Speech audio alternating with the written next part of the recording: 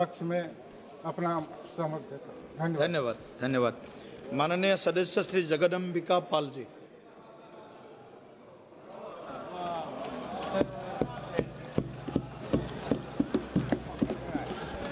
आगे इधर बैठे हैं।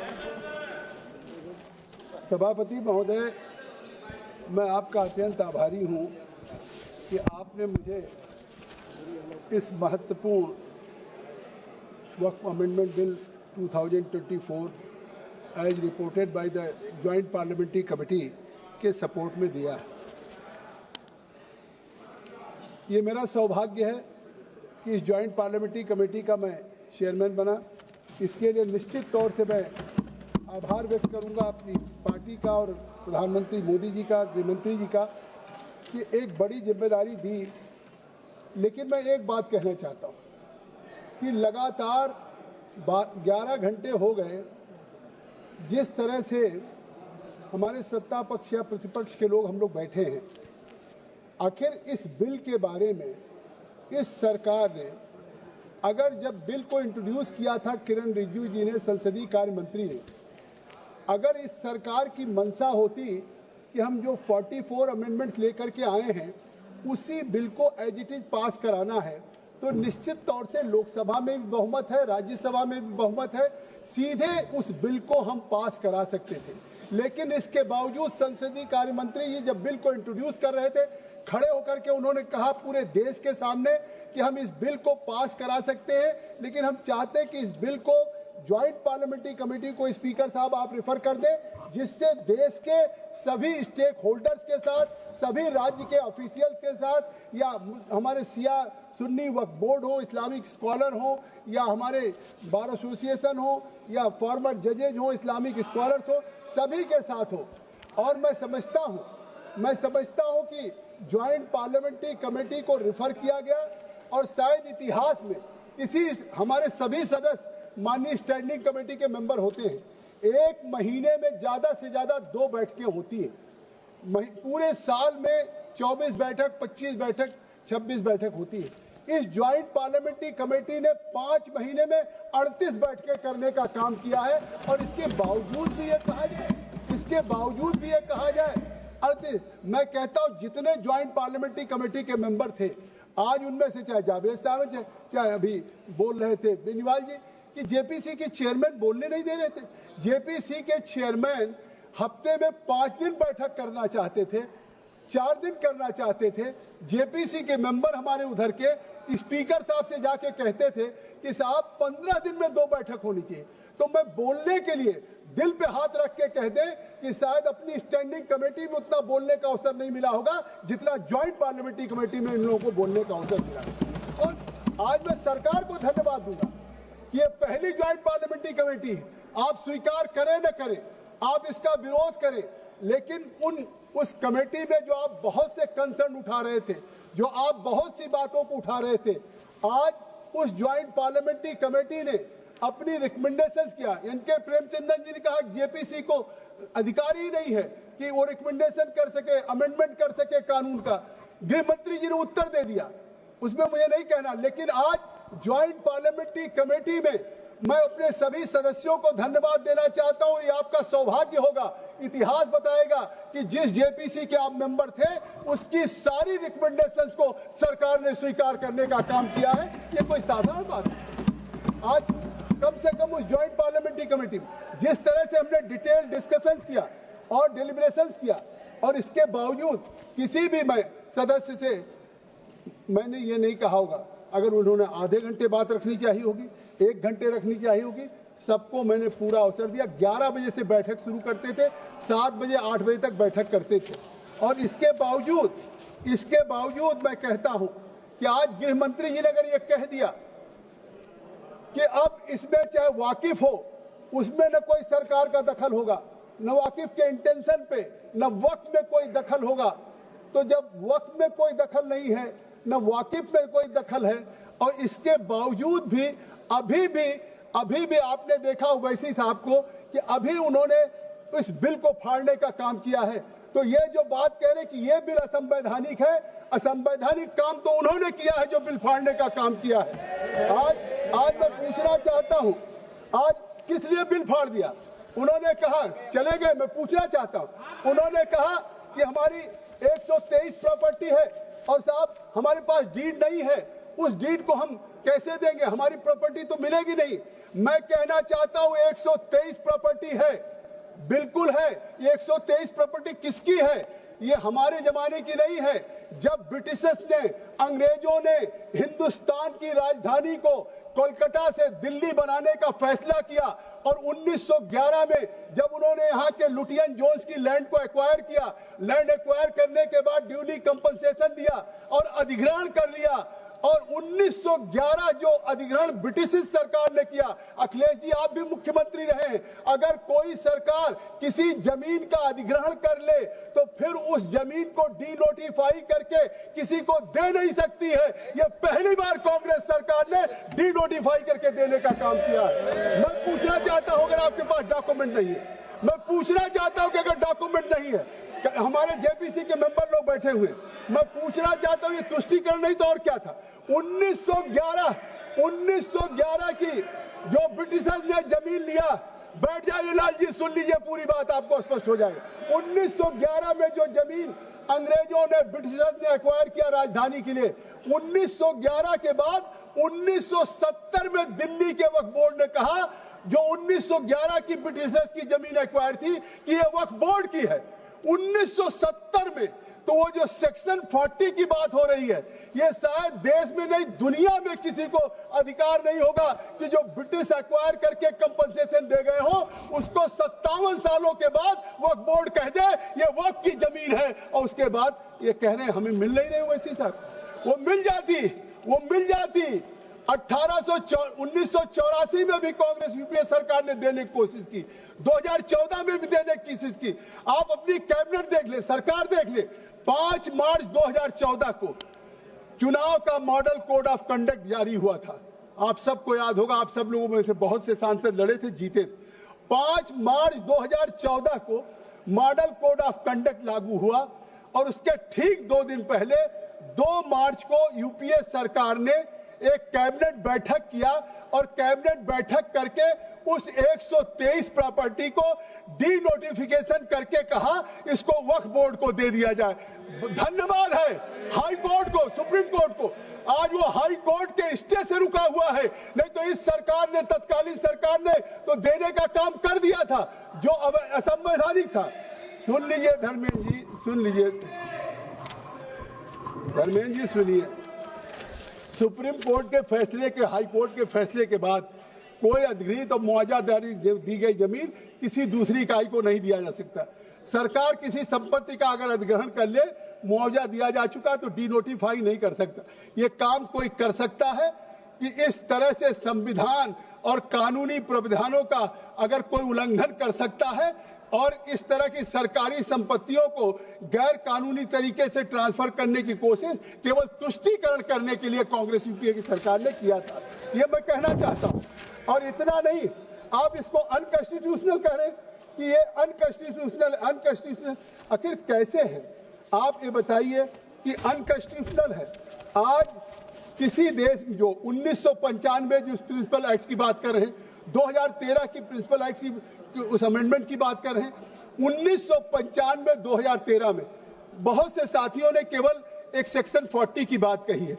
मैं कई सेक्शन हैं, क्योंकि देश को जानना चाहिए कि आज उस 1995 और 2013 में अमेंडमेंट करके इस तरीके से वक्फ बोर्ड को इतनी अनलिमिटेड पावर दी गई और उसको अमेंडमेंट करके कि वो अनलिमिटेड पावर वक्फ बोर्ड की संविधान से ऊपर हो गया और वक्फ को सेक्शन 40, सुन लीजिए सेक्शन 40, और हम पढ़ना नहीं चाहते कल्याण जी, हमारे पास किताब भी रखी हुई है 95 का, क्या बात, मैं पढ़ के, मैं सेक्शन का नाम ले रहा हूं, पढ़ के नहीं सुनाऊंगा।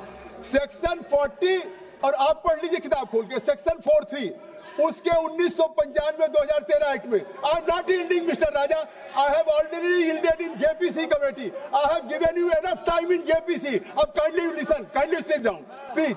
अब मैं कह रहा हूं वक्त घोषित करने के संबंध सेक्शन 44(3) में इन्होंने कहा कि वक्फ बोर्ड की जमीन, किसी जमीन को चाहे वो किसी के पास बरसों से हो, और उस जमीन को भी वक्फ घोषित कर सकते हैं। तो ये किसका वायलेशन? ये वायलेशन है आर्टिकल 300A का, राइट टू प्रॉपर्टी का वायलेशन है। और इन्होंने वो वायलेशन किया है, संविधान का उल्लंघन किया है। कि इसके बावजूद कि हमारे जो वक्फ के है वो article 300A right to property का उल्लंघन किया है। वक्फ बोर्ड बिना किसी सुनवाई के संपत्ति ले नहीं सकता। फिर आप सुन लीजिए, मैं सेक्शन 32 की बात कर रहा हूं। 95 में सेक्शन 32 में किसी भी प्रॉपर्टी को बिना कंपनसेशन के टेक ओवर करने की शक्ति वक्फ बोर्ड को दे दिया गया। ये सेक्शन 32 में, ये भी आर्टिकल 300A का राइट टू प्रॉपर्टी का सीधा उल्लंघन है। फिर वक्फ बोर्ड पे कोई रेवेन्यू डिपार्टमेंट का कंट्रोल नहीं रहेगा। ये सेक्शन 28, सेक्शन 29 में 1995। अब मतलब वक्फ की जो संपत्तियां होंगी वो उन संपत्तियों पे न रेवेन्यू डिपार्टमेंट का कोई सरकारी संस्था का नियंत्रण रहेगा। इस तरह की असीमित पावर दे दिया। फिर सेक्शन 51 और 52 में उन्होंने कहा कि जब चाहे सरकार वक्फ संपत्तियों को डिनोटिफाई कर सकता है। इस बार अभी तो हमने शुरू किया, मैं चेयरमैन था, अभी मैं बताता हूँ, मैं चेयरमैन था, ये नहीं होगा, समझिए। और सेक्शन 6 सुनिए, गंभीर, अरे सुनिए, और ये कहा सेक्शन 6 और 7 में amendment, Kalyan Banerjee kindly take seat. अब now I'm not kneeling. You go through the section 6 and किसी कोर्ट में चैलेंज नहीं किया जा सकता है। 95 के सेक्शन 6 और 7 में वक्फ बोर्ड को इतना पावर दे दिया सेक्शन 6-7 में कि वो लोग किसी भी सिविल कोर्ट में नहीं जा सकते। आज का दिन ऐतिहासिक होगा। जब भी वक्फ की चर्चा होगी तो याद किया जाएगा कि राइट टू अपील किसी ने दिया था, तो नरेंद्र मोदी की सरकार ने दिया था। ये अधिकार है। और रिवीजन की बात करते हैं, रिव्यू की बात करते हैं, गृह मंत्री जी ने जैसे कहा रिट की बात करते हैं, लेकिन अपील का अधिकार जो मौलिक अधिकार होता है वो इस सरकार ने पहली बार देने का काम किया है कि कोई व्यक्ति हाई कोर्ट तक जा सकता सुप्रीम। अरे और बैठ जाओ, कहते पसमानदा। हम ये गुड गवर्नेंस की बात है, केवल पसमानदा की बात नहीं कर रहे हैं कि ये कहते हैं कि आप डिवाइड कर रहे हैं। पसमानदा की बात कर रहे हैं, खवातीन की बात कर रहे हैं, बच्चों की बात कर रहे हैं, ऑर्फन की बात कर रहे हैं। क्यों नहीं करेंगे? सच्चर कमेटी ने क्या रिकमेंड किया था? सच्चर कमेटी ने कहा था कि आज मुस्लिम महिलाओं की 51% इलिटरेट है, 6% हायर एजुकेशन में नहीं है, मुस्लिम्स की स्थिति SC ST से भी खराब है। ये हमारे सब लोग सच्चर कमेटी ने कहा था कि इनको इंप्रूव करने की जरूरत है। आज जैसे आपने स्वामीनाथन की रिपोर्ट को ठंडे बस्ते में डाल दिया था, उसको लागू करने का काम किसानों के लिए मोदी सरकार ने किया। आज फिर उसी तरीके से सुन लीजिए, फिर आज उसी तरीके से जैसे स्वामीनाथन की report, Swaminathan committee Congress UPA ने बनाई, लेकिन उसकी रिपोर्ट को लागू करके किसान के आय को दुगना करने का हमने काम किया। आज उसी तरीके से सच्चर कमेटी का मैं I am addressing to chair, आप मत देखिए, आप सभापति जी उधर मत देखिए, हमको देखिए। हाँ बस आप हमको देखिए, आप बिल्कुल चिंता करिए, समझे? तो मैं आपसे कहना चाहता हूँ उसी तरीके से सच्चर कमेटी बनाई इन्होंने, और सच्चर कमेटी की क्या रिपोर्ट है, हम क्यों लाए हैं? आज ये हमारी सरकार ये अमेंडमेंट क्यों लाई है? मैं गंभीरता से कहना चाहता हूं 2006 से 14 तक सच्चर कमेटी की रिपोर्ट के बाद भी इस कांग्रेस को चिंता नहीं हुई कि पसमानदा, ओबीसी, खवातीन, ऑर्फन, इन मुस्लिम गरीब लोगों का क्या होगा। अगर उसकी चिंता हुई तो आज मोदी सरकार को चिंता हुई, और केवल चिंता नहीं हुई, आज इस बिल को लाने का उद्देश्य क्या है? इस बिल को लाने, चिल्लाइए मत, इस बिल को लाने का उद्देश्य क्या है? इस बिल को लाने का उद्देश्य सच्चर कमेटी जो 2006 की रिपोर्ट थी उसके साथ सच्चर के साथ नहीं, हमने सच्चर कमेटी की रिपोर्ट लिया, फिर नेशनल सैंपल सर्वे NSSO की रिपोर्ट है, फिर ऑल इंडिया हायर एजुकेशन सर्वे की रिपोर्ट है, फिर नेशनल फैमिली हेल्थ सर्वे की रिपोर्ट। कुछ ज्ञान बढ़ा लो, अपना ज्ञान बढ़ाओ। नेशनल फैमिली हेल्थ सर्वे की रिपोर्ट है, NFHS 2019-21। ये सारी रिपोर्ट के आधार पे ये मोदी सरकार के तीसरे कार्यकाल, अरे 2 मिनट सुनिए, मोदी सरकार के तीसरे कार्यकाल का सबसे महत्वपूर्ण विधेयक है ये संशोधन का, जिसमें कि आज उन पसमानदा को होगा। मैं आपसे कहना चाहता हूं कि आज ये जो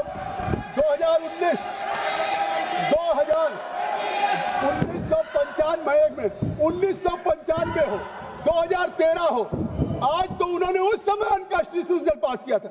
मैं बता दूं कि 1995-2013 में इन्होंने आर्टिकल 14 का उल्लंघन किया, आर्टिकल 15 का उल्लंघन किया, आर्टिकल 19 का किया, आर्टिकल 21 का किया, आर्टिकल 300A का किया। उस समय संविधान के इसका उल्लंघन करके और फिर भी उन्होंने 95 और 2013 को चुनाव के लिए अमेंडमेंट किया। मैं एक बात कह देना चाहता हूं कि आज क्यों वक्त संपत्तियों को विशेषाधिकार दिया जाएगा। मैं आज कहना चाहता हूं, हमेशा याद किया जाएगा, ये याद किया जाएगा कि अगर वक्फ बोर्ड में पसमानदा आए, OBC आई, कारण महिलाएं पहले से थी, आज तक कैलकुलेट कर लीजिए, केवल 8 महिलाएं आई आज तक, जब से 95 बना। और अब मैंडेट हो गया कि हर वक्फ बोर्ड में 2 होंगी महिलाएं और हर काउंसिल में हमारी 2 महिलाएं होंगी लिस्ट, और ये मैंडेट है। और आर्टिकल 14 का उल्लंघन कैसे है मैं बता दूं, वक्फ संपत्तियों को विशेषाधिकार दे दिया गया। अन्य धार्मिक संस्थान जैसे हमारे तेजस्वी कह रहे थे कि हम मंदिर को नहीं दे सकते, चर्च को नहीं दे सकते, गुरुद्वारे को नहीं दे सकते, जैन को नहीं दे सकते, केवल वक्फ को विरोध। ये आर्टिकल 14 का इनका 95-2013 का था कि सरकारी भूमि पर वक्फ बोर्ड स्वतः दावा कर सकता था, अन्य धर्म को सुरक्षा नहीं थी। फिर आर्टिकल 15 धर्म के आधार पर भेदभाव करने से समाप्त कीजिए। एक केवल बात, अभी स्पीकर साहब को 5 मिनट देंगे ना, आप चले जाइए, स्पीकर साहब 5 मिनट देंगे। स्पीकर साहब बहुत ही very kind enough to me. Speaker साहब बहुत मेहरबान रहते। तो मैं अभी शुरू कर रहा था आपके आने पे कि आज ये जो 1995 और 2013 है वो अनकॉन्स्टिट्यूशनल था। और मैं कहना चाहता हूं कि अगर आज ये सरकार आर्टिकल 14, 15, 19 और राइट टू प्रॉपर्टी का जो उस समय उल्लंघन करके और कांग्रेस UPA सरकार में उस तरह का लॉ वक्फ को बना करके किसी संपत्ति को वक्फ घोषित कर दिया जाए, आज उसको ठीक करके एक संविधान संशोधन पर कानून बनाने का काम मोदी सरकार कर रही है। और जिस तरीके से मैं आपसे कहना चाहता हूं कि आज जिस तरीके का है, आज ये कहते हैं, अभी उवैसी साहब कह रहे थे कि ये प्योरली, 1 मिनट में बात खत्म करूंगा, प्योरली रिलीजियस बॉडी है। कई केसेस का उदाहरण लोन दिया। मैं कहना चाहता हूं, सच्चर कमेटी की क्या सिफारिश है? क्या सच्चर कमेटी जिसकी दुहाई, मैं एक बात, सच्चर कमेटी ने कहा था, सच्चर कमेटी की संस्तुति है कि वक्फ बोर्ड में नॉन मुस्लिम रखे जाए, वो हम सच्चर कमेटी की रिपोर्ट को लागू करने का काम करें। ये सच्चर कमेटी की रिपोर्ट है कि आज पसमानदा हो, गरीब हो, आपको क्या मालूम है? तो आज हम सच्चर कमेटी की उस रिपोर्ट को लागू कर रहे हैं। उसकी आय को शिक्षा, स्वास्थ्य, रोजगार के लिए वक्फ बोर्ड के भ्रष्टाचार के सब गृह मंत्री जी कह चुके हैं। लेकिन मैं आज कहना चाहता हूं कि आखिर वक्फ बोर्ड का फायदा क्या है? 2019-20 में वामसी पोर्टल से कह रहा हूं कि उस समय 166 करोड़ था और आज घट के 14 करोड़ 9.92 लाख। आज वक्फ बोर्ड तनख्वाह नहीं दे सकती है। तो अगर CAG के द्वारा नियुक्त किए हुए अगर ऑडिट होगा तो उसका फायदा किसको मिलेगा? गरीब मुसलमानों को मिलेगा, आम मुसलमानों को मिलेगा, पसमानदा को मिलेगा। इसलिए मैं कहना चाहता हूं और इसलिए मैं कहना चाहता हूं कि आज जिस तरीके से हमारा ये हुआ है, मैं धन्यवाद दूंगा कि हमारी सरकार ने इस वक्फ की कमेटी की मेहनत से 6 महीने हमने जो रिपोर्ट दिया, उस रिपोर्ट को लागू करके एक नए सुशासन में आज भारत में इस लागू करके देश के पसमानदा आम गरीबों को फायदा। बहुत बहुत माननीय मंत्री जी।